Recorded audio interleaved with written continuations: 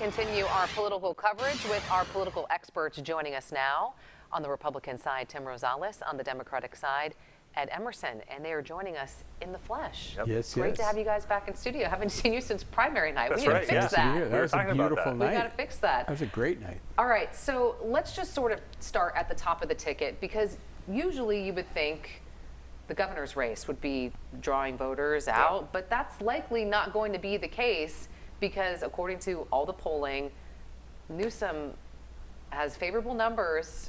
Anything can happen, Right. as Sure. we are learning Yeah. what's unfolding in LA this week. Right. Anything can happen, but it looks like Governor Newsom's going to win another term.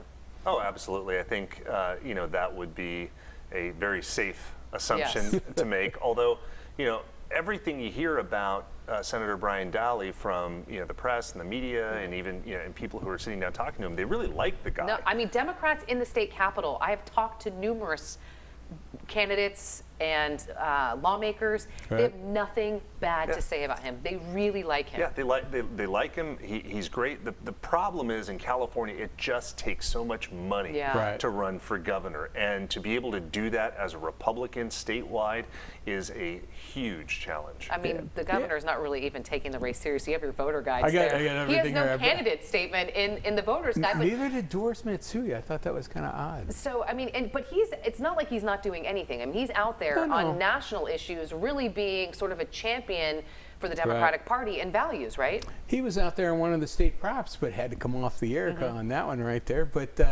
yeah, no, he's a mad, angry Democrat, as we all should be. I mean, do your job, turn out and vote, and we will do well in this election. I think Gavin is. I'm really surprised with all the gambling initiatives. On the thing we didn't put Gavin at 8 to 5, or I mean, I think he's a winner. I think it's a lock. I think you ought to bet it right now. He's had some good breaks. He's been out in front on a lot of issues, and his leadership and willing to take on a fight, pick a fight, and not somehow get into a knife fight with the President of the United States. Everyone's going, Gavin's running, he's doing this. He may not be running now, but off in the future He didn't greet someplace. Biden in LA, though. He did not. No. No, there were scheduling conflicts. They weren't able Is to there a connect. there? Are we Yeah. trying I to find connect? that to be insignificant, Nikki.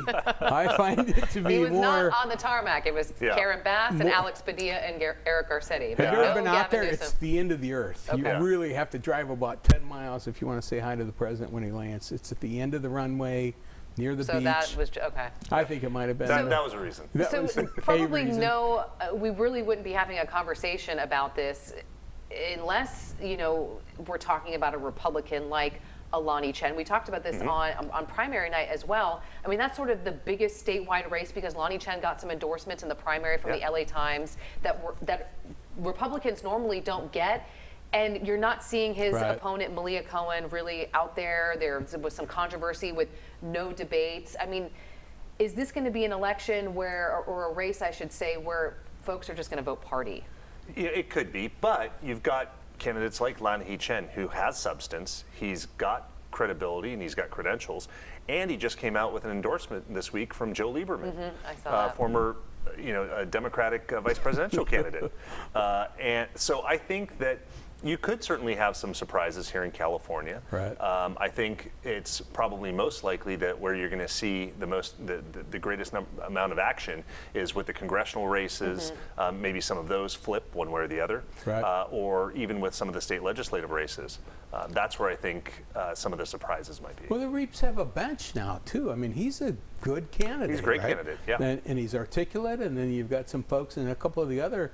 I mean, He's a palatable Republican in the state of California, No because he's question. not out Absolutely. there.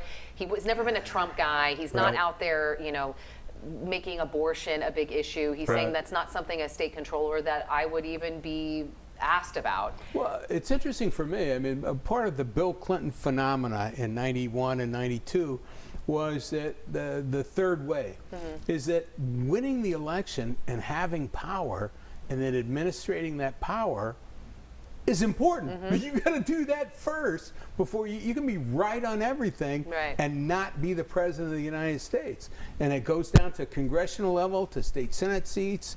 Everything is you better run on something that wins the election. And I think Republicans have had that problem here in California. All right, so we talked about the fact that congressional races in California Yeah. are probably going to be what we focus on the most because we know probably where everything else is going to go because the state Yeah. leans blue, and all the Republicans have to do is pick up 5 seats. And there's a couple of races that we're watching here in Northern California to the south, Josh Harder, Tom Petty race, but. One, we profiled the candidates for District 3, Kevin Kiley and Kermit Jones, the Democrat, and he is a moderate. If you listen to his positions and listen to him speak and were asked, what party do you think he's a part of? You're like, oh, I You talking about Kylie? No, Kermit Jones, because Oh, he right, sounds, right. he has some more moderating issues. He's not, super progressive to the left. He is somebody that might be able to be palatable to certain Republicans or Right. folks from the Bay Area that moved, to Placer County in the pandemic. I mean, do you see District 3, which is a red race, a red district, the former McClintock district, going possibly blue? The problem with that is that the party in charge right now, both at the state and the federal level, are the Democrats. And you have record-breaking inflation. In California, you've got a homeless crisis unlike we have ever seen, ever before. You have public safety is a top concern to voters across the state and even across the country. We're seeing it all over. I think those issues tend to favor Republicans, and I think given a choice on some of those issues. Now, if it was, let's say, if healthcare was a hot topic, or you have some other things that were hot topics. Choice, you said. Well, Interesting word. I think what I think is that you've got some of these issues that are even more important because they are so relevant in Right. someone's daily life. How much you're paying at the pump, how much you're paying. I went out to grab lunch just for myself, and it was at a burger place. It was $25.